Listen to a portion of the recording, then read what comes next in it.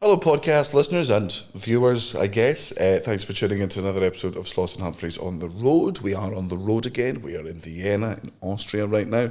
So we spend a fair bit of the podcast talking about that and how shit their breakfasts are. It then does get a bit football-y for about 20 to 25 minutes. It's not too much like about the tactics or anything, but we just talk about it for a bit. If that's not your jam, feel free to fucking skip forward. But there's some good stories in there. And some good fucking chat. And then at the end we talk about parenting, and I think that was it. We were very hungover, so it's funny at points, and then there's heaps of dead air. So enjoy. Sloss and Humphries on the road. Muggins and Cream, Cream and Muggins, straight thuggin', living the dream. That's our intro. Fucking muggles. Tickling the clit inside your head to me. How's your hangover? It's not, I wouldn't consider it a hangover. It's more just, when you're just tired after drinking. Aye. Like I don't have a sore tummy. You should have come for breakfast with me. Fucking Austrian breakfast, man. We're in Vienna. Welcome to the podcast, guys. We're in Vienna. We've done Graz last night. In Vienna the night before. We've got another show in Vienna tonight. An overflow gig in Vienna tonight. And I got up and went for breakfast this morning and forgot I was in Austria. I made the mistake before in Meyerhofen of going for breakfast. How the fuck Austrians just don't sleep until noon when lunch is available and they can have like whatever goulash? Well, to be fair, is what European cities do good breakfasts? Oh, none of them really, but this is by far the worst. This is what happens here. You'll get the menu, right, and it'll have just a list of ways to have 8 baps. Not even baps, like a heel of bread, like a fucking hard boulder of granite bread. Something they've left in the basement for a while. Like a basket. They're like, do you have any fresh breads? You're like, yeah, but we're letting that go stale, so it's ready in 3 months. Like, can I not have that now? And they're like, what?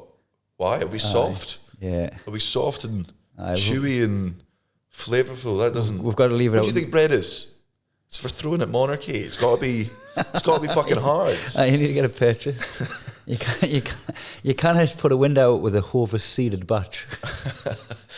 Like it is just so much of the food is. It's like shit bread and cold meat and cheese. And a boiled egg. I didn't realise I was growing up in Game of Thrones. That's what? That's exactly what I was thinking. I was like, is this a breakfast off Skyrim? And can I have a knuckle of bread, please? Can I get a skin of wine to go with it? You fucking savages. So Austrians. And it's always like sportsman's breakfast, and it'll be like 8 bits of hard bread, a boiled egg, and a horseradish. And what's the sport? No wonder you're so bad at sport. Hunter's breakfast. It's like fucking the bread's like the sole of the foot of someone who's walked the desert. I don't know where I was going with that. That's fine. You're not over. I was going to try and lift you out of there, but you seem confident through most of it. Yeah, I bailed. Austrians are as good at breakfast as the Asians are at dessert. Even when we were in a Michelin star Szechuan restaurant, and Barang really tried to big up the desserts, they still brought out the dessert you get at a Chinese restaurant, in every Chinese restaurant. I just don't understand how, culturally, you can consistently have the best starters, the best main courses. Like, here's some of the best gyoza you've ever had in your fucking life. Here's a dumpling soup. Here's this chicken that we've done in this fucking weird way. And you know what? Fucking cow tongue. I bet you think that's going to be gross. Actually, not with these lovely spices. We've spiced it well. And then for dinner, you can have ramen, or you can have bao buns and all these delicious things. And you're like, oh man, 2 of the finest courses I've ever had in my entire life. What'd you have for dessert? Green tea flavoured foam. Yeah. Lads. And also this flapjack got really dry, so we'll wet it. Aye, just with water though. It's literally wet dry food. It's kibble. Green tea is not a flavour anyone enjoys outside of green tea. Stop putting it in things. And also, man, I get rice is class. Who doesn't like rice? It's a staple of so many things. It's not a fucking dessert, you daft cunts. Stop. Yeah. Rice pudding, I know we do it in the UK, that's the punishment dessert. That's what I used to have for dessert. And I'm really poor. And they're just like, here it is, coconut flavoured rice. I'd rather fucking die. Oh. Why don't the Chinese just go, right, You see how everyone else is killing it with like fucking sticky toffee pudding and fudge brownie. Why don't we just like give it a shot? Lads, I'll tell you what I've done. I've actually come up with a chocolate dessert. Oh, absolutely brilliant. Well done, Dave. I don't know any Japanese names. And I'm too scared to get it wrong. Oh, that's great. What was it? It's a Kit Kat. Great. The Americans love those. It's green tea flavour. Motherfucker. And also somehow I've made it pink. What? Why? Does that add anything to the flavour? No, but it's fucking sick for the gram, I tell you. Have you ever had bubble tea? Bubble tea? Aye. Like soda stream tea? No. Oh, what else is it then? Hold on. He asked me if I had bubble tea, so I just head went instantly to tea with bubbles. As opposed to the very famous bubble tea. You know that? You've Flat seen tea. people fucking drink it. It's that, it'll be a big, clear cup of like some fucking liquid, and it's got like the little balls, the little jelly balls. Have you not seen bubble tea? How have you seen bubble tea? Where? Where? It's everywhere. It's Everywhere? Everywhere. Bubble tea. What, in the shop? No, Can you get like, it from Asda? There's bubble tea places where like people will queue up for ages outside. You're making this Oh up. fuck it! How do you not know bubble tea? It's huge in Australia. I thought they were all queuing for trainers. You know, you just see a random queue in a city and you don't know what you're missing. Yeah, It's always trainers. Aye. Apart from that one time, it was Starbucks, where it was like the birthplace of Starbucks, and everybody queued for a Starbucks, even though there's just another Starbucks down there. That was the like 7,021th. 7,021th. That's all right, go mate. Bubble tea. Wait, how are they? I'll show you a picture. Hold on. I'm not mental here. You're a bit mental. Aye, in general, but not here right now. You're telling me you've never seen any of that in your life? That's juice. What's the bubbles then? Well, I don't know. I've never had them because they look fucking... Man, I think I don't think they're as common as you think. they're huge, definitely huge. No, they're not... There's like specifically bubble tea restaurants. It's like it's come over because it's huge in Asia. I think fucking Japan, they love it there, and it's like made its way. Is it like, you know, you could expect like Mark Steele would have heard of K-pop, Yeah. Oh. and you're like, it's literally the biggest thing on the planet right now, and he's like, yeah, but why would I know what K-pop is? Yeah. Okay. Yeah. I mean, he does have a gay son, so he should know what K-pop is. That also isn't out. Oh, whoops. Well, 7 minutes. Yeah. Bubble tea is, I mean, I've never had it, right? Yeah. I think Jack's had it before, and he's like, it's great, but he's got a fucking weird taste. It's like, it's definitely cold tea, right? Which is gross. I think, do you like iced coffee? Yes, but I'd rather a coffee. It's like, you know, iced coffee's when it's sweltering outside and you want a coffee, and you're like, ugh, the last thing I want is boiling water right now. I'll have an iced coffee. It's like it's an answer. Aye. But I wouldn't press myself for an iced coffee. Honestly, I'm not. It's got to be hot, otherwise I'm just not fucking interested. Also, the ones that have, like, you know, if you get them in the petrol station or something, and when you're traveling, you're like, oh, I want to keep myself up. It's literally just packed with sugar.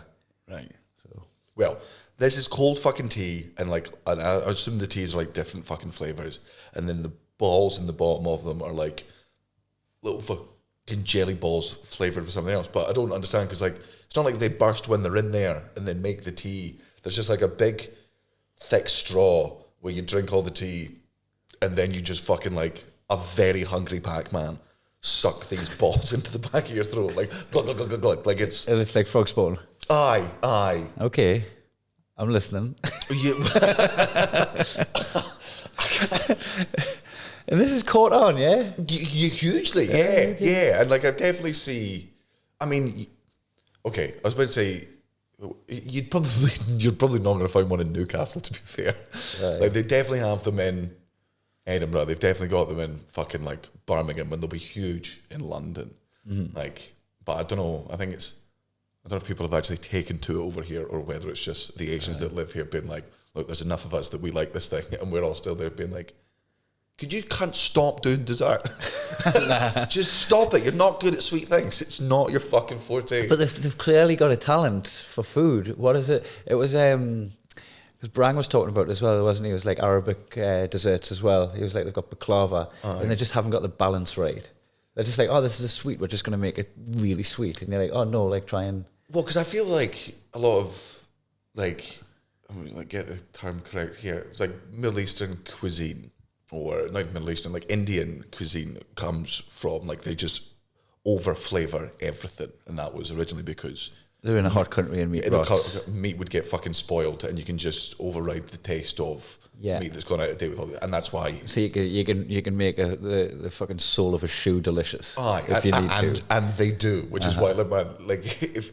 As somebody who doesn't like vegetables, if any country can successfully feed me vegetables, it's India. It's going to be India, yeah. Because they're like, it tastes nothing like what it used to taste like. Yeah. We've just put cumin, we've put turmeric. We've disguised it. They're feeding you vegetables the way I'll feed a tablet to Peggy.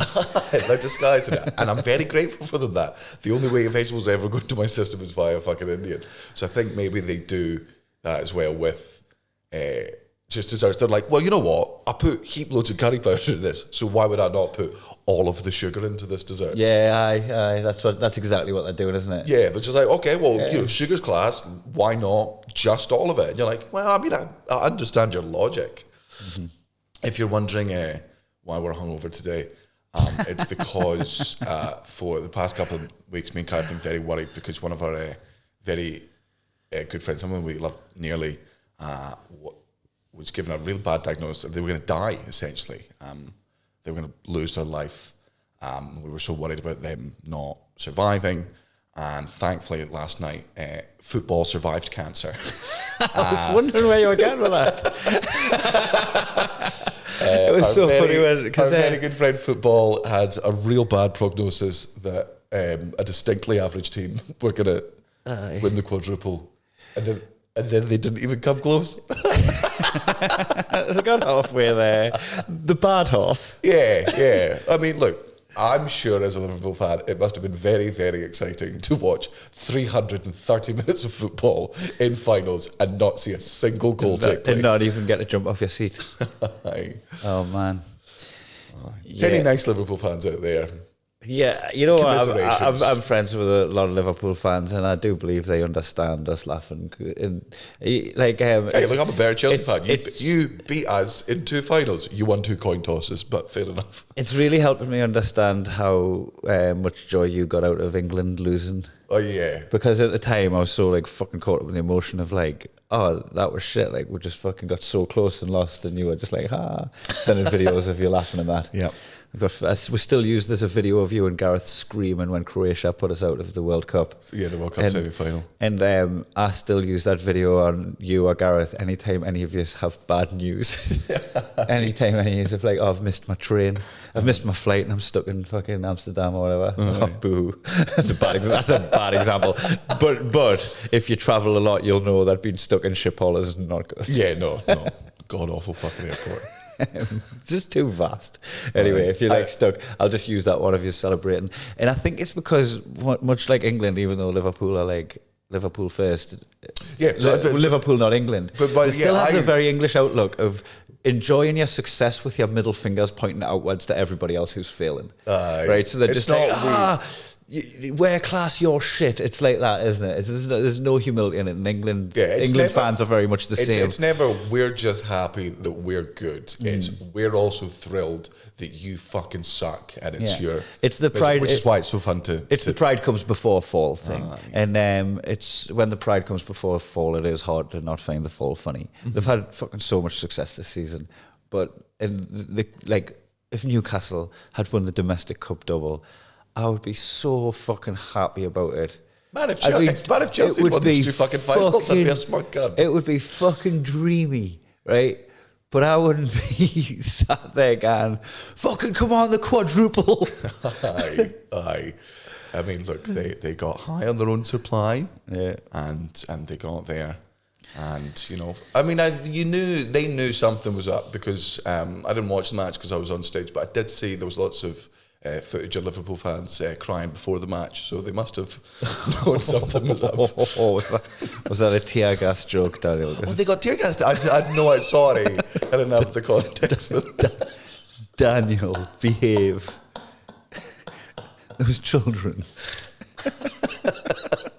I'm a bad man, I'm sorry. The problem is, like, I mean, you're absolutely right. Liverpool's one of the parts of England that I really like the most. I always get along with them the best. on a personal level. Oh, but also, man, their fucking attitude of like, man, they fucking hate the Queen. They hate the sun. They hate the sun. They hate the Tories. They hate the rest of fucking England. I'm like, this is a good city. Like, this is fucking class.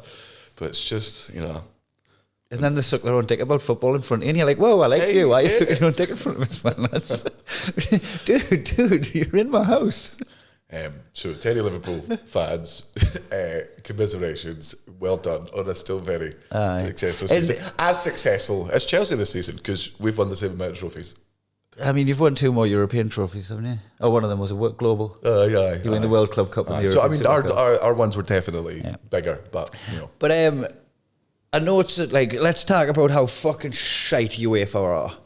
Because I know you're getting like a bit of jokey schadenfreude about like, haha, it was Liverpool fans, haha, it was Rangers fans. Mm-hmm. But like, genuinely on a human level, take it away from the joke, strip it back. Like, don't be trivialising it. You were crying before the match, right? That was the funny thing to say. You said it, right? UEFA are in serious breach of human rights violations on the last 2 fucking European Cup finals, the Champions League and the Europa Cup. It was absolutely fucked up, the scenes that we're watching. I'm very aware that there is definitely forms, there's always going to be some forms of fucking hooliganism at matches. Hopefully they will find a way to fucking stamp that in the future, but it'll always be there. But to treat the majority, which it never is, it's usually families like the people they were fucking pepper spraying in Paris yesterday, man, it was fucking mums and dads and kids and their ticket holders trying to get into the stadium and they weren't doing shit. And it's like people want to spin the narrative that like, oh, it's Liverpool fans with fake tickets trying to get in because it suits the narrative as like Man U fans or opposing fans or whatever. But you're just like, no, look at this for a second. That could have been you if your team was any good. You could have been there. My lass's dad and brother went to the Rangers game, and they were taking water off people on the way in. It was like 35 degrees in Seville, and they were taking water off people on the way in. Like, you know, you take drinks off folk as you sell drinks. It's like a closed market. So that shit happens sometimes, right? But I don't think you're allowed to take a human right away. Right, nah. If I've ever gotten like, if I've went in with a bottle of Coke or something like that, I think I went to a rugby match and they're like, oh, I'm gonna have to take that off you. I was like, oh, dude, I'm diabetic. I'm not. But I'm just like, you're not taking me shit off. It's like, grow up. I'm just gonna make it look like fucking. I can understand taking booze off people and maybe taking like containers of water with Coke in it because you're like, there's probably vodka. There could be booze in it. Yeah, you cannot take water is a human right. Exactly. You can't take that away from people. So you think that's bad? And despite what I say, I do believe Rangers fans are humans. Yeah, when you strip it all back, when shit like this goes down and you have to go, whoa, I don't. So I know I was being a dick there, but don't actually enforce any of my jokey, evil opinions. So they were taking phone chargers of people as well, which is like. You're away from home, you're abroad, right? You're in a fucking copse of people. Copse, is that a good term for a group of people? No. That's what you use for trees. Or copse. Cops. Copse. Have I been saying that wrong the whole time? I think so. Well, either that or I have. Probably me though, right? Maybe. History suggests. So taking chargers off people, which is fucking bullshit, right? But then also taking inhalers off people. Taking the medical inhalers off folk. And then so they get into the stadium and so it's a fucking 120-minute match plus penalties, right? And extra time, they run out of water to sell to people. And they were queuing to drink water out of the taps in the toilets, which didn't you hear a Celtic fan do it? Aye. There was a joke I didn't understand online. But it was a Celtic fan who was sat with a bunch of Rangers fans 2 days after the final in a bar and said, I'm off to the toilet, do you want anything? That's really funny. Aye, it is. It's really funny. But and then the plumbing just stopped. The water stopped coming at the tap and they were all parched as fuck, trying to cheer their team on. God save. Now you know what it feels like for the rest of us when we try to sing that song. That's how it should feel coming out your throat when you're Scottish. So I've told you this as well, but we'll talk about it on the podcast. Yeah, my las's dad, who's 72, right, after the game, he got separated from everybody else, right, and I think he just stopped at the shoelace or something and people went ahead. And a guy come along and snatched his bag off him. Like, just fucking grabbed it and ran. He's 72, he can't make a chase, he can't put up a fight. And he was just left in Seville with fuck all. And what was in the bag? in the bag was, so he doesn't have a mobile phone. This is just, he chooses to live his life without one. He doesn't want one. He's like, I'll fucking get in touch with people if I need them. Like, I've got the internet in the house. I'll not be fixed to it all the time. Absolutely. What a bonkers, stupid old man opinion. Man, just like, Dee's garden, Dee's jigsaw. I respect it in a house fucking setting. You don't have a mobile phone when you go on holiday, you're a fucking mental case. It's utterly irresponsible. So that's the opinion of Natalie and Alexander, right? And they were like, you can't get on holiday without a phone. I'm going to get your phone. One, you need a phone for your ticket anyway. That's the world we live in. Move into it. Catch up. Sorry. She's like, I'll get you this phone, even if you just use it for this one trip, right? And I've put your ticket on the screensaver, so you don't even need to unlock it. Just press the power thing, show the ticket, and then I can get in touch with you if I need to. Right, so he gives him a phone, and his dad doesn't want to use the phone to store the address for the hotel because he doesn't want to use the phone. It might run out of battery, right? So he writes down his name in the hotel and just pops it in there, right? And he had 70 euros in there. So that's right. So he's fine using money. He doesn't want to use fucking doubloons or gold coins. But he uses paper money, even though that's all new. But he's not willing to use contactless. Right.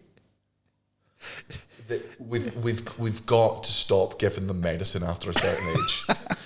We have to, man. You're just not going to join in with the world. Then get off it. Absolutely fucking respecting me. Like, I was just like, there, you do you, man. He's like, he's not fighting it. He's just not doing it. No, that's fighting it. They gave you a fucking phone and with a note app on it, and to spite them, you wrote a fucking gesture on a bit of paper with your quill and your ink pot. Nah. Nah. Reprehend.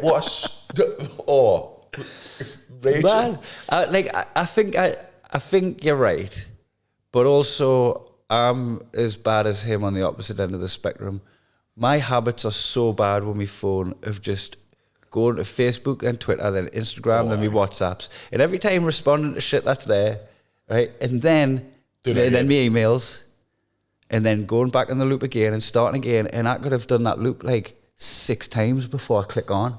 I'm just sat there in an airport, or I'm sat there just like waiting for the pickup in the hotel or something. So I didn't want to like commit myself to anything. So I just pick up all these habits, and I'm like, I'd much rather be in Bobby's headspace than mine.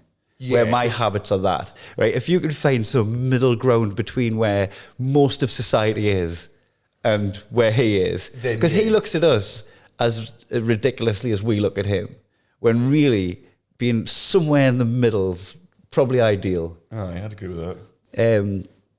So anyway, yeah, his passport was in there as well. Right. So he gets it snatched. He's in Seville. He's fucking lost everybody. He's got nothing. He's in his 70s. And he just goes to the police station and described the guy that mugged him. Mm-hmm. And the police were just like, oh, Paul. God, he must be good at descriptions. That's what I was thinking. Remind me never to play Guess Who with your father-in-law. He must have fucking been real good. And then they went and got the guy. He was 6'2", Caucasian, short back and sides, 2 on the top, Sagittarius, I believe, but based on his greeny blue eyes. He had a mole on his lower back. Yeah, he still had some of his baby teeth, but just up the back. Jesus Christ, man. So he described the guy on match day, right? And the police were like, oh yeah, he operates out this area, we'll go get him. And they went and got him.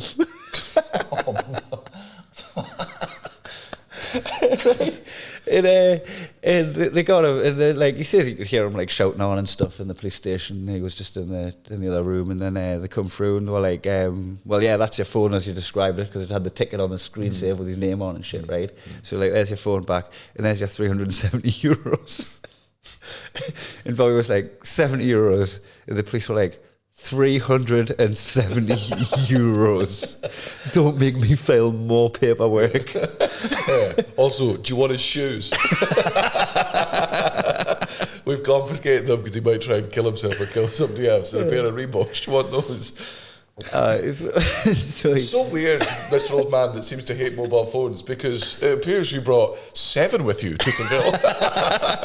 You brought some iPhones, you brought a couple of Galaxies. Yeah, you've brought several wedding rings. I don't know. How many people are you about to propose to? Yeah. Who are all these pictures of other people's kids on your other phones? Like, are you living some sort of secret life? No, I swear to God, get out. We've got Davy Jones's chest here for you. So they just poured out all this fucking all this money on the table, and he was like, just being so upstanding. Aye. Like, I don't know if he like believes in karma or whatever, right? He's just like, he doesn't want to take the money, and the police are like, you got robbed, man. Take the compensation. No, consider insurance. Yeah, we could fine you because it's connected to your phone, right? We're not going to just fine the people who got robbed of just money. Aye. Did anyone lose this? Be honest. Be honest. 300 people lost $1. I know this is a street full of Rangers fans, but can I have a little bit of honesty here when it comes to cash?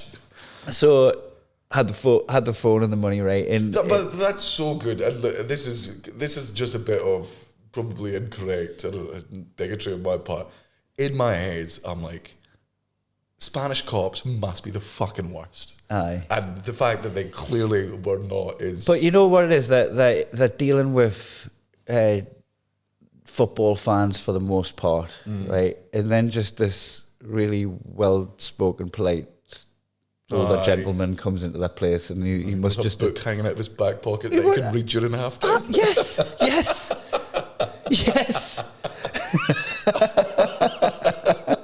And they're like, oh, well, this guy's innocent. We'll solve your crime 100%. Yeah, so they give him the money, and he justified it in his head. He was just like, well, the emergency passport's going to cost us about that. Yeah. Right? So I'll take the money because then I'll not be out of pocket once I get my passport back. Mm-hmm. And he goes to the hotel where his son is and a couple of his friends, and like, fucking, where have you been? And he's like a bit flustered, like, well, this just happened, but it's not all bad. Like, I've fucking won the lottery.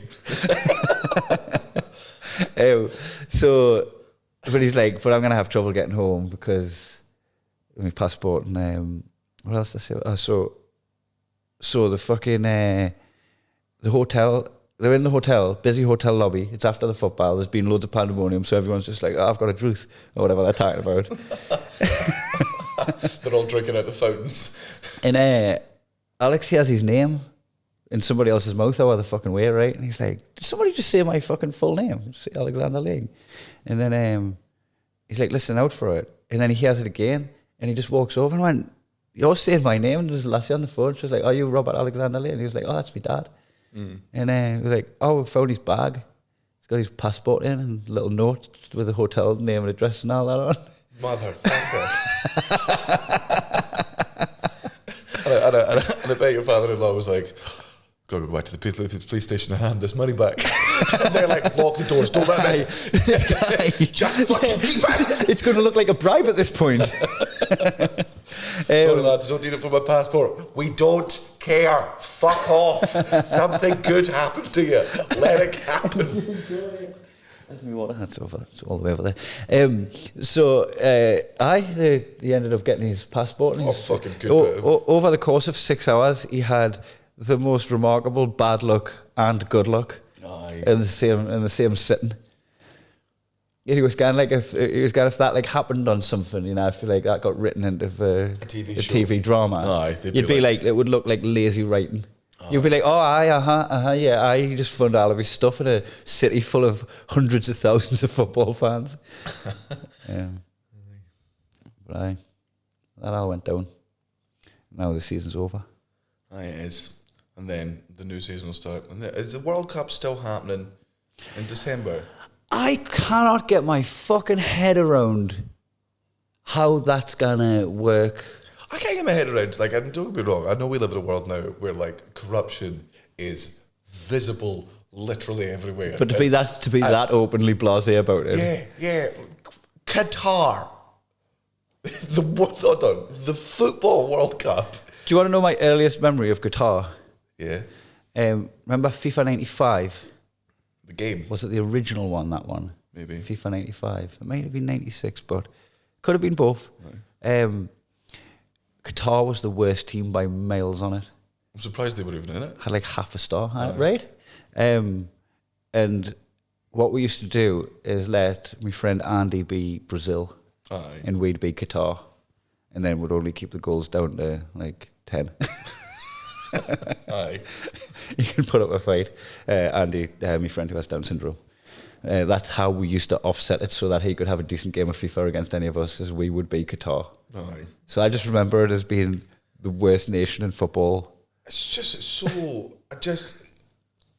I mean, do we just accept open fucking corruption everywhere just because it's so obvious and so clear that we're just like, well, I guess that's just how the world works. Like, they used to have the decency to do it behind our backs, but now we've got instant access to information all the time. Aye. I was out there in 2017 doing gigs. Aye. And the stadiums were like all but built. They looked pretty much finished as we drove past them and that. And I was getting told about the fucking amount of deaths involved building them, because what they would do is it's illegal for anybody to work when it's over 50 degrees outside. But the weatherman just always reported it. Aye, so they started making thermometers that only went up to 49 degrees. Aye, pretty much, aye. So they just fucking skewed a system that's already shit. They skewed it. Aye. And I was listening on the podcast about like workers coming over and getting their passports taken off them and shit like that, like from the Philippines, and like ending up like working out there for like practically as slavery because they can't go anywhere and just living in like absolutely bullshit conditions. So they could build these stadiums, like the human rights violations involved in building these stadiums so that the football can be there when there's already infrastructure in place in every other fucking city. Aye. And other footballing countries. Yes. Countries that love football and play football fucking regularly. Is Sepp Blatter in jail? Nah. I have no idea. Probably not. Nah, they didn't get to jail, these guys. He probably does after dinner speaking. Aye. People like, he's just, you know what, when he's up there telling jokes, he's actually a very, very funny man, very down to earth. And the thing is with it all, so it's happening over Christmas, and the beauty of the fucking international tournaments is that, like, I'm talking to people that aren't, a lot of people that listen to this podcast probably don't watch football, but they probably do get the spirit of going out into a beer garden and getting behind the game, even if they're different are the rules. Yeah, because the whole nation gets wrapped up in it. Maybe it's not so much to American fans, I don't know. Probably not. No, I think in more recent years, the Americans have been becoming a bit more into soccer. Yeah. But because we were in Vegas when the European Cup final was on once, and nobody seemed that interested. Were we? Portugal won. Oh. 2016. Oh, yeah. So I'm not sure if this lands with everybody, but I think like the nation of England, like people like that aren't usually into football, don't know a single footballer's names, will just start getting a little bit like, there'll be a sense of civic pride for the nation because we're getting behind a group of young lads who seem like gentlemen, and the manager's fucking class and all that. Like, he's a good role model, and everybody just seems to, in this divided nation, everyone just seems to get together and enjoy themselves, and it's such a summer vibe. Maybe the people of Qatar are going through the same thing. Who knows what the political situation is out there? Maybe they're all like, this will be the thing that heals our country. You killed 7 generations of my family building that stadium. Okay, well, you're not coming to the game because you've got bad juju. Okay, you're not going to get behind the club. Yeah, you're just not picking up the spirit of the occasion. But no, it's over Christmas now. It's going to be an indoors thing, which is grand. It's nice having people around your house and stuff. Like when we watched Scotland versus Serbia in your gaff. We did. It was nice, you know. Wow, it was nice for you. Huh? It was nice for you. It was a horrible 120 minutes for me until the end. I saw Mark Nelson belly flop onto hard marble. He jumped up in the air to the height of his own head and belly flopped onto marble. Aye. That was a good day. Scotland get to become the bad guys on Wednesday because Scotland have not qualified for a World Cup since 1994. Oh no, Eight, 8. We were in 8, weren't we? Aye. Yeah. So it's been a very, very long time, and we're in the playoff semi-finals. Look, they've had the Eurovision Song Contest. They cannot have the football and all. We're against Ukraine, and look, obviously, I want to win that football game, but don't kick a man when he's down. Dude, man, like you're going to get to feel what it's like supporting England when everybody else supports the opposition. You're just like, are we the bastards here? Like, man, look, if it was England v Ukraine, I'd be like, do the right thing, right? Play 87 minutes of football, get whatever the score it is, 3-0, and you go, right, we would have qualified, and then put 4 goals into the back of your own net. Like, that charity match when they let Gaza score. Aye. 55 but moving around like he's in his 70s, and he pops a goal in at 1 mile an hour. The keeper dives out of the way of it. Just do that. Just let them qualify for the World Cup, It's... They're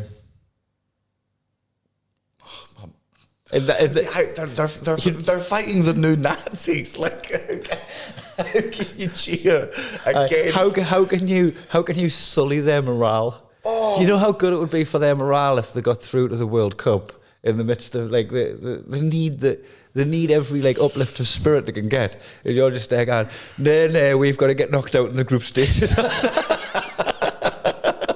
Or not even, probably worse, you're probably going to get beat off Wales in the playoff final.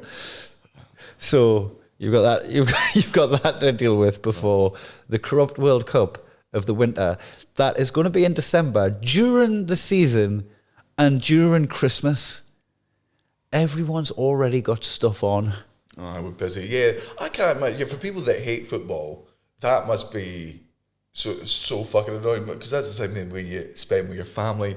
Imagine you're a wife, you don't particularly like fucking football at all. You've got 3 kids, they're into it. It's sometimes only one person in the family that likes football. Oh, it's Christmas time. You like Christmas. It's time you get to spend with your fucking family. I'm going to watch the game. Fuck, we're going to go see Santa, motherfucker. We've got shopping to do. We're going out the shops. How many cunts do you reckon? What percentage of fans at the World Cup are going to be dressed as Santa? Do you think that's going to be a thing? 100%. 100%. Which mad, by the way, in the middle of fucking Qatar, and a fucking big fat set of beard. He's doing it for the laughs. But do you want to know what else is going to be? There's going to be so many dead Santas. There's going to be so many dead Santas. There's going to be. I never thought I'd say this, but there's going to be so many floating Santas in the Arabian Sea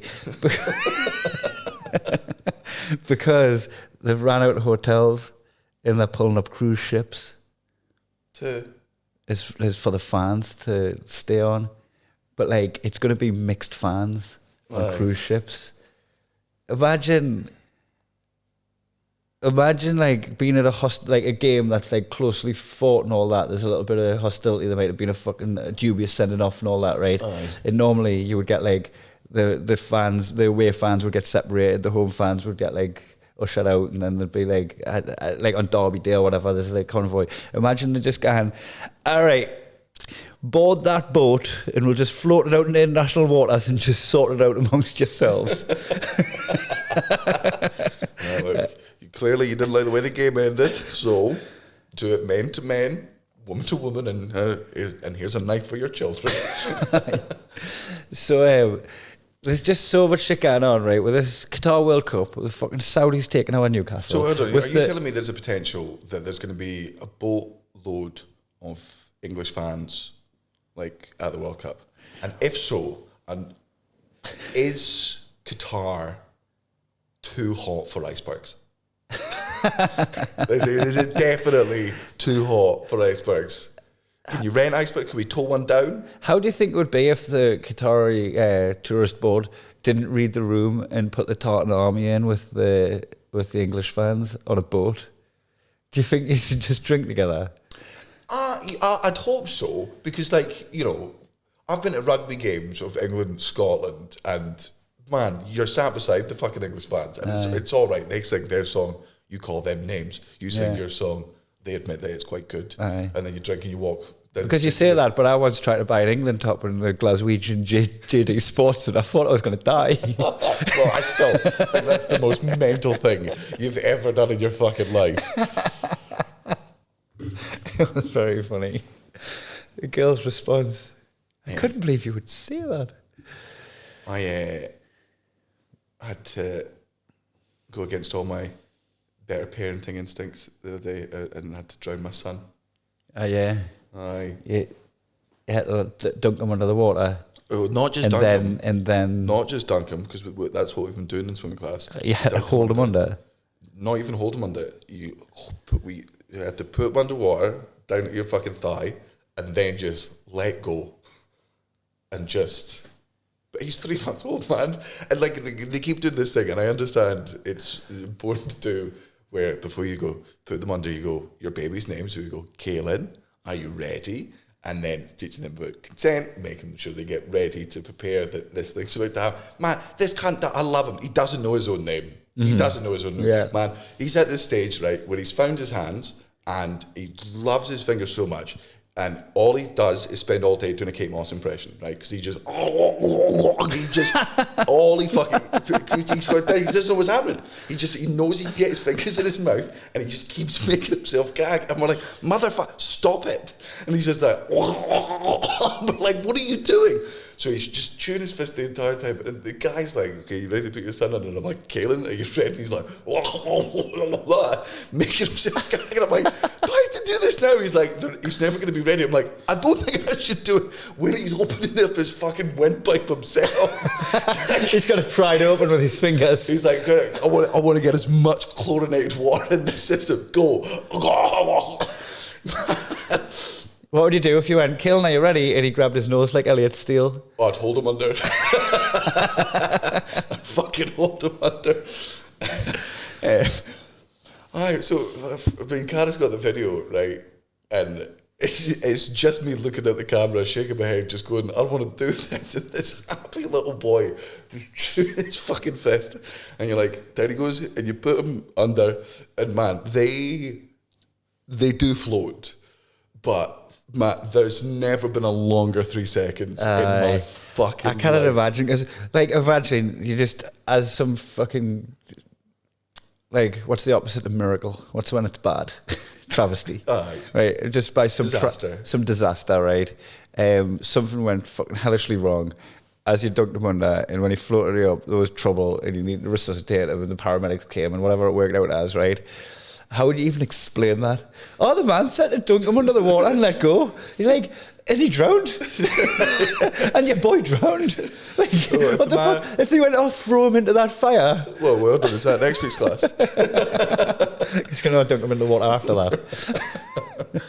Everyone did. And he came up, man, he was deaf. He didn't cry, and I think that's because he had a lung full of fucking water, but he was deaf. He doesn't enjoy swimming yet, and I don't think any of this is helping yet, but it's definitely worth it because, like, I've seen videos. There's a great one I saw. I think it's so funny. This 1-year-old kid, if that, is at the side of a pool, and her mum just goes by her and goes, boop, pushes the kid in. The kid's not fucking expecting it, but gets into the water, like, starts kicking his legs, rolls over onto her back, like, takes 2 big gulps of air, then goes back onto front. Doesn't use arms, by the way. Like, it's just their legs. They're just like little fucking.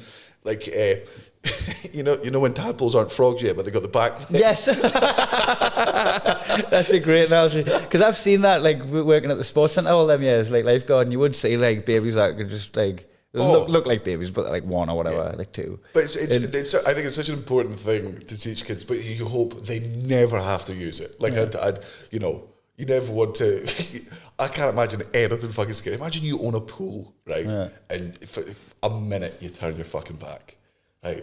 And the kid's gone, and you run outside, right? And you're relieved as fuck, right? Because your kid's just sat on the end of the pool, dripping wet. You're like, fucking thank God for those classes. Yeah, yeah.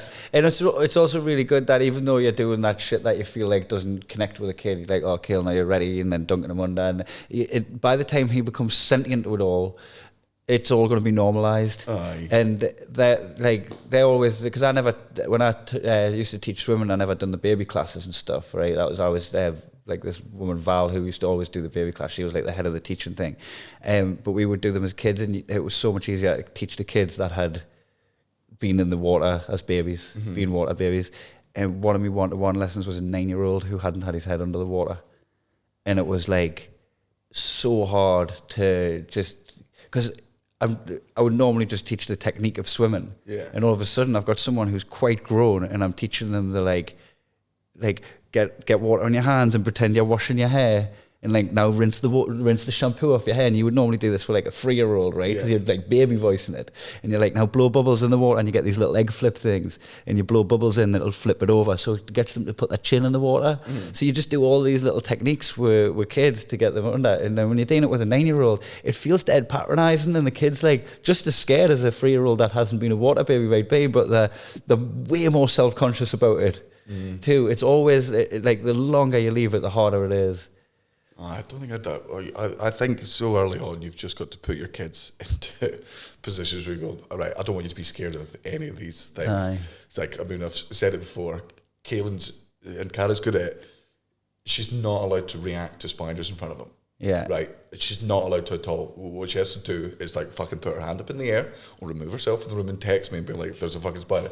She does not get to pass that on. It's the same thing with, don't want her to be scared of roller coasters, don't want her to be scared of water. Don't want to be scared of like vegetables. Vegetables. That's another one. And he will be because you're like a cat with a cucumber, aren't you? If you see a cucumber, have you seen their videos where they must have some like inbuilt instinct that it's a snake. Yeah, and they just freak the fuck shelter out. the way. That's what you're like with veg. Well, I mean, cucumbers are fucking. I don't like cucumbers. They're just water. They just taste like so water. am I eating it then? I'll have a cup of water. And just do that then. Fine. There's options, isn't it? It's just, well, look, I wish I liked salad. I'll make sure that he likes all. You could have had a horseradish with your dry bread this morning. Look at you sleeping in. I don't want him to be scared of cats or dogs because, and this is a horrible opinion to have, but I can't fucking abide people that are scared of dogs, man. Aye. Like I don't think I mentioned it on here, did I? I didn't mention about when Peggy ran into the kids' playground, like not even playground, like AstroTurf football, right? So I'm walking, doing route in Glen Park, and Peggy just fucking hears some kids and runs up the hill, and she's not on the lead or anything, but I'm in the park, so it's grand. But she runs like kind of through this fence and up a hill. And normally I would like call her bluff and keep walking, and she'll eventually catch up with us because I didn't know what was up that hill. Like it could be a road or anything. I was like, fuck, I can't just take a risk on a gun here. And I walked up to the top of the hill to keep an eye on her and call her. And her recall's inconsistent, but so she knows what I'm saying. So she looked at us, waited up and went, nah, and carried on walking towards where the kids were making noise. And it was like under 6 football training, right? And just as they're about to close the door, Peggy manages to get in and thinks every kid with a football's playing with her. Oh, so she's kicking the ball around, right? And I just go in. At first I say, oh, could you grab her to the guy? Because just right by his feet. Like, could you grab her? And she had a harness on, so you can just grab her by the harness. And he just like looked, and he was like vacuous about it. And then I come in to try and get her. And then the coaches, there's 3 coaches, just started talking to each other as if I wasn't even there. So I couldn't even like, oh, what am I like? Oh, am I like? They just were just totally fine with me run, trying to catch Peggy in this AstroTurf full of about maybe 12 youngins trying to kick a ball, and she was running up to them because she thought they wanted to play, and some of them were terrified. Like there was 1 or 2 of them that were like, like that, and I'm just saying, oh, fucking grow up. Grow up, man. But saying that, they could have had like a bad experience. No, of course, like there's very like fucking legit reasons for the trauma of you don't know the relationship with dogs, but just keep introducing them to them, right? Keep them around and keep them meeting dogs. I don't know. I was a bit of a fanny with dogs growing up, but only because there was some fucking killer dogs on me council estate. Yeah. There was fucking like Dobermans and fucking Rottweilers and big German Shepherds that fucking just barked at the fence as you walked by. And they did look like if they got out, they'd fuck you. So I always had this like healthy just wariness with dogs. Well, I guess also the bad look, fears are fucking illogical half the time, but I understand being scared of big ass fucking dogs. You don't know what they're gonna do. They got big sharp teeth. But if you're scared of Peggy, like if you're scared of Peggy, your parents haven't done a brilliant job, have they? nah, not at all. Something's up there, like. There was, there's been other forms of trauma in your life. Anyway, like Peggy's running around with these kids, and I've never been more mortified in my life because I'm running around like a kid's play area, essentially, with a cute puppy. I felt like I looked like a nonce. Aye. And you know what? The coaches could not give a fuck. They're like, oh, it's just this fucking strange middle-aged man running around with a fucking cavapoo with how many 6-year-olds who were just going to act like it's not happening. It took us fucking ages to get her an Al. Because she was so excited by like those kids to play away, those fucking balls kicking around, and she's pretty nimble. I was like, chicken chaser. Trying to think what other things I wouldn't want my son to be Afraid of. scared of. I don't want him to get the heights thing from me. You know what? And I know you probably can't choose this, but I'd love it if I had a kid that they didn't like cry and try to cling to you if you passed them on to someone that you trust. You know, if I'm just like, oh, here's your grandma. Oh, here's your Uncle Daniel. And I don't want to have a kid that'll be and like, I know you probably, and your instinct will be to get them back. Yeah. Because you're like, you don't want them to be scared like that. Yeah. But I don't know, I'm not a dad, I don't know what the route is to not have that, but I'd love to have a kid that was like sociable and... Here's my tip. Fucking hold them underwater for about 3 to 4 seconds and they'll not mind when you pass them on to other people.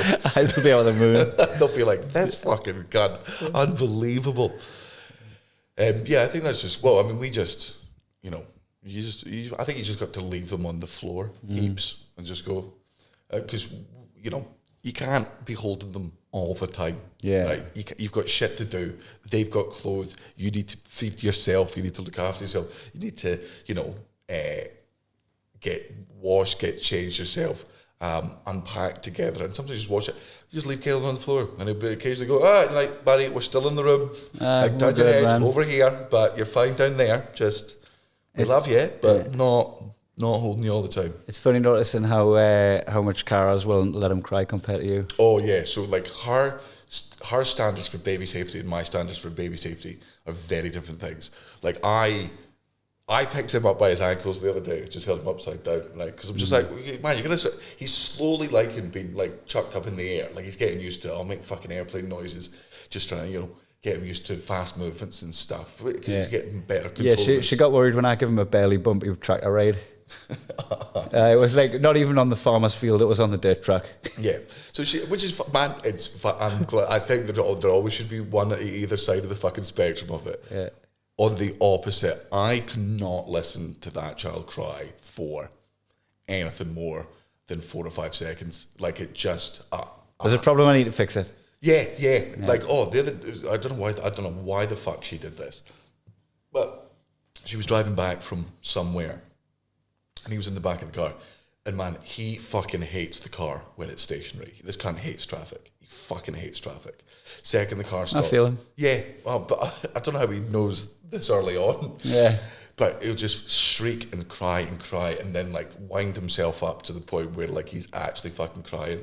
Like to the point where if I'm ever in the car with him, my seatbelt's off and I'll throw myself in the fucking back and I'm there soothing him, different seatbelt on, calming him down.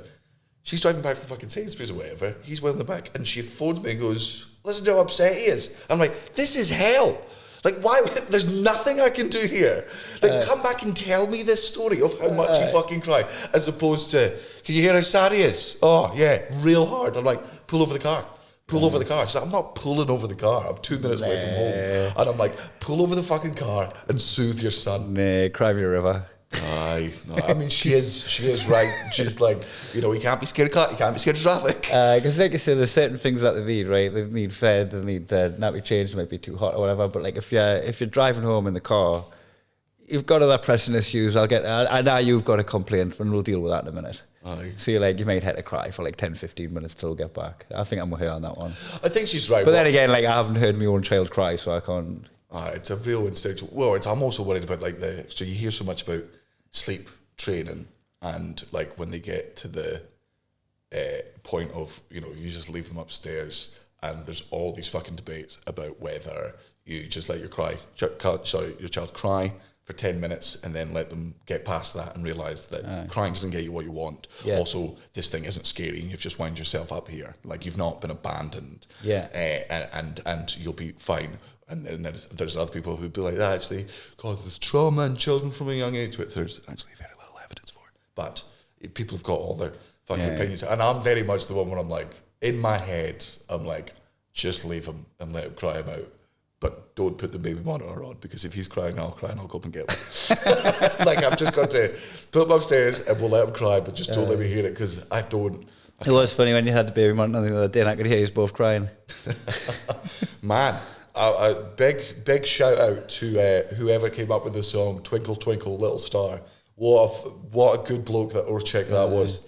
That soothes like a motherfucker. You have to sing it over and over and over and over and over again. And you don't realise, man, nursery rhymes are just 4 lines. Yeah. They're just 4 lines. And you have to just start singing slower, otherwise you'll go fucking mental. Is Baby Shark the new modern day nursery rhyme? Yeah, because also Baby Shark, you can change the words to wherever it is. Because I just sing, Caelan Sloss do Caelan Sloss do Caelan Sloss do. You also do the shit his pants. He's a twat do. That you just do. And you just sing sorry. Mum's a slut do. Mum's a slut do. Drop her pants. You also got the Caelan's got his willy out song. Caelan's got his willy out. Caelan's got his willy out. Scream and shout. Caelan's got his willy out. It's because he used to, I've told this, but when he was born, he fucking hated getting his nappy changed unless you gave him like a foot massage. So I would always just be like a French butler of, foot massage while you shit, sir. And then he'd wail, and that was when he would do the wail and killing. Being murdered in my own home and being murdered. So that was a bit for a while. And I just started singing the Caelan's Got His Willy Out song. And I don't know what it is, but like, he loves when I change him, right? It's just like, no problem, because he knows the song's coming, right? And the second he starts singing the song, he gets fucking excited. It's like, Caelan's Got His Willy Out song. And it distracts from the act of murdering him. Yeah, and then it gets him into like a better headspace where he's like, oh, every time I hear this song, it's fine and I'm safe and it's good.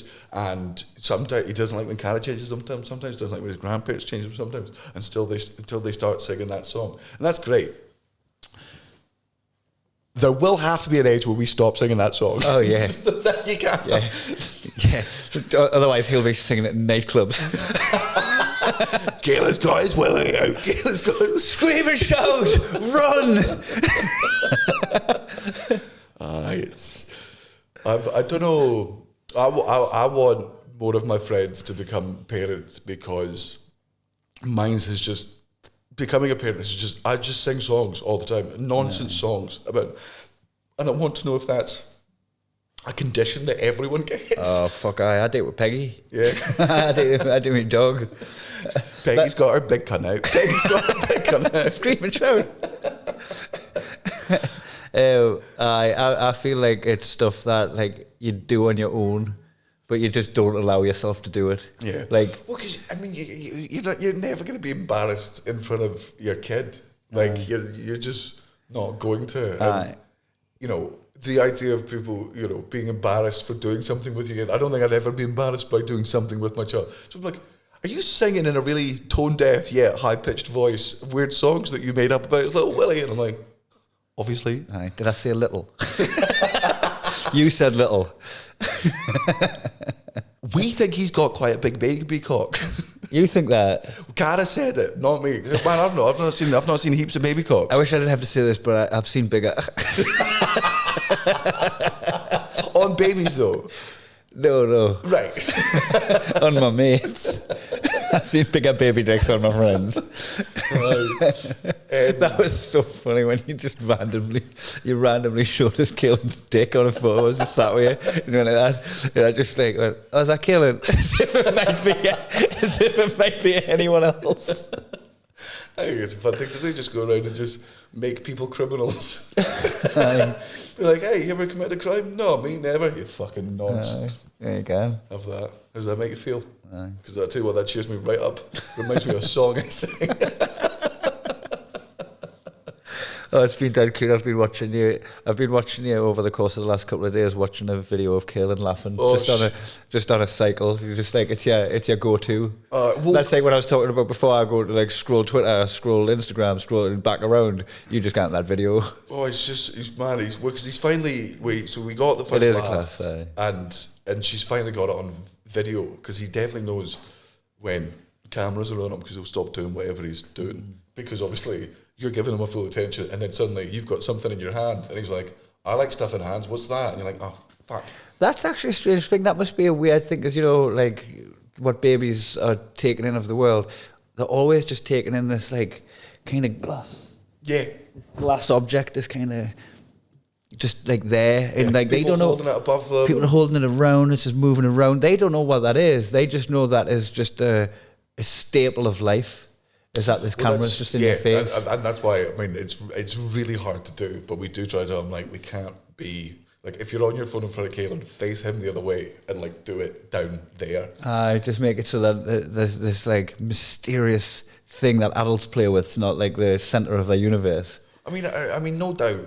It will become the centre of his universe because, it's the centre of most people's universe. I don't think we're going to get fucking less addicted to our phones. I think it's just like you need to teach them control and not to mindlessly scroll when they're fucking young. I'll not give him any fucking social media until, He can set it up himself. Well, yeah, until he's old enough to be able to back himself up in fights for he starts on the internet. I love that. If you want to get like any photographs of me from the age of like when I was born to, you've got to go to your creepy neighbour. You've got Peter Terry. You got to get on a biscuit tin under my ma's bed. Aye, but not the other biscuit tin. Oh yeah, be careful which biscuit tin you got. You might end up with a biscuit. It's just when your dad's doing a good job. A victory biscuit.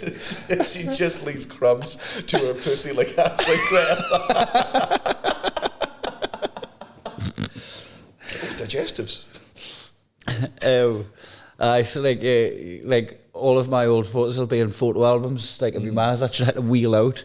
Whereas like kids now, they'll just be going out to their like parents' Facebook and just scroll back and out. They're just there for the world to see. It's like every single photograph of a kid's been published.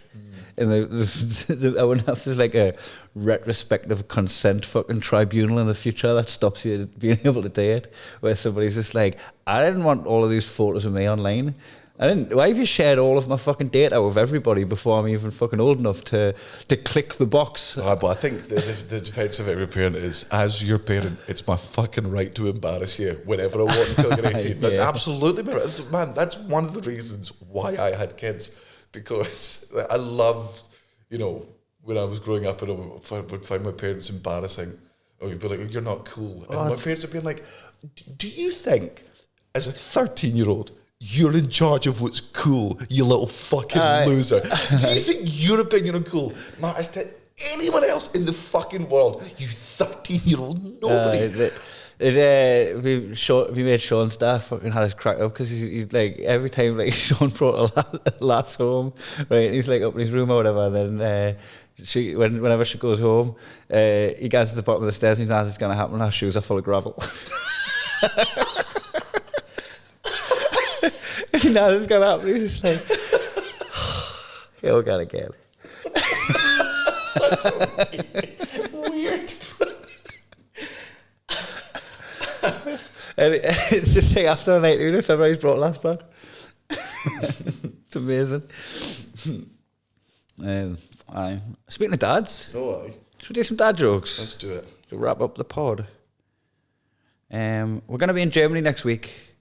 If any of you are German, Daniel's going to take ice cream for the Jews for a spin in the homeland. Yeah, let's see. He tried it out in Austria. They thought it was very funny, but that might be a neighbour thing. Yeah, well, as if the Austrians had fuck all to do with the Nazis. So what did you, America, what did you do for the Nazis? Oh, we flew over to Europe and sacrificed, 300,000 men on the beach of Normandy to kill the Nazis. What about the UK? What did you do?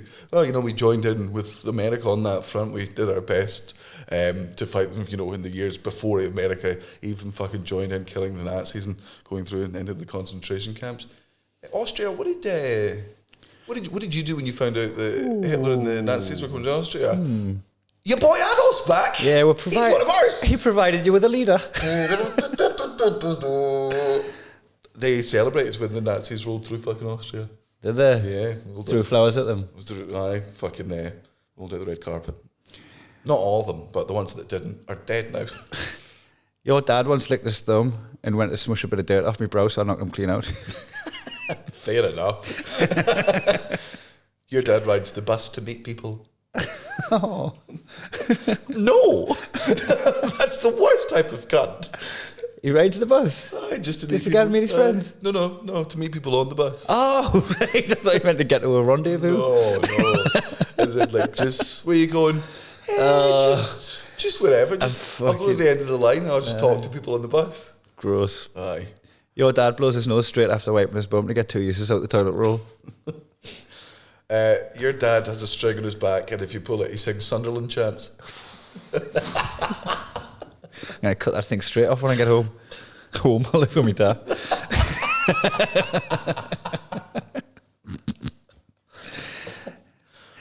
Your dad flosses his teeth with his thong before he takes it off. It's part of his routine at the strip club. All the coins fall out. Everyone thought that was his cock. Your dad uses chewing gum as a bookmark. So silly. No, he's got a Kindle. Your dad sometimes holds his nose, puffs his cheeks out and just floats off.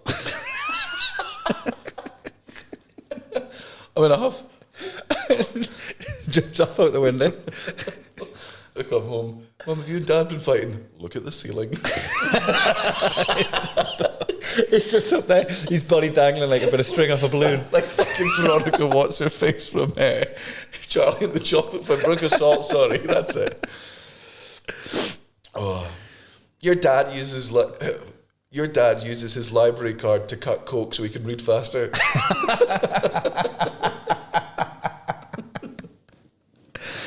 Your dad bent down to tie his shoelaces and accidentally tied them to the toggle of his hoodie, and he tried to style it out by just walking like that. Your dad sucks his thumb at the football. Somebody's got to. If he doesn't, who will? Fair point. Oh, I forgot to press record. It was a nice chat. Right.